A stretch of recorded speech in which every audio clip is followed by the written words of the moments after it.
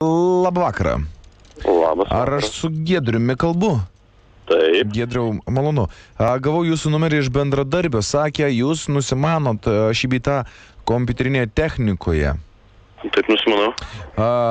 Sakykit, va čia nežinau, net tai ką kreiptis, aš nelabai čia specialistas, va sūnui mes nupirkę kompiuterį esam ir kažkas čia šiek tiek sugedo.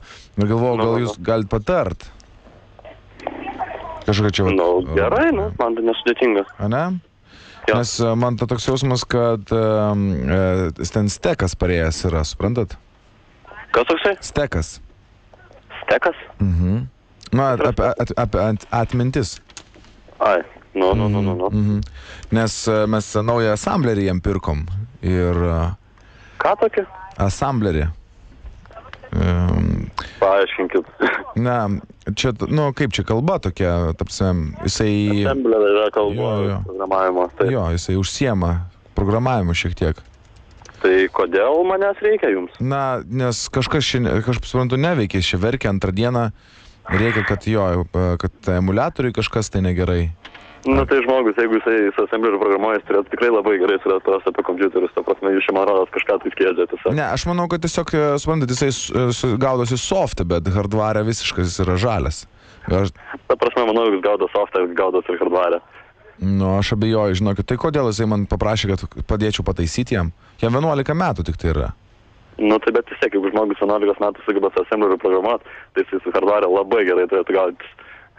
Nu, kažkaip tai nežinau, tai jam ir pasakyti, kad pats taisytų? Programavimas būtent hardware, mašininių kodų. Ar ne? Supratau.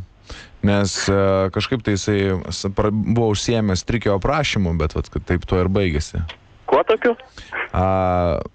Tobuliuotų naršymų trikio aprašymė. Nu, kur transliatoriai. Jo. Ne, labai suprantu, kas negat, žinok. Supratau. Tai aš čia, matyt, ne ten pataikiau gal.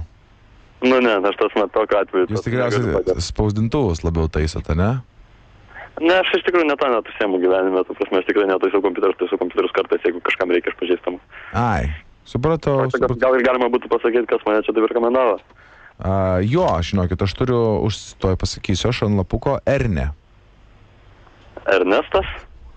Na, taip. Tai jūs kur dirbate, priminkit? Aš dirbu ZipFM. Radio stotį ZipFM. Taip ir galvoju. Labas, radistai, su tavim kalba, Giedriau. Supratau, ta prasme, kai pradėjot šnekėti tiesiog nelogiškai visi.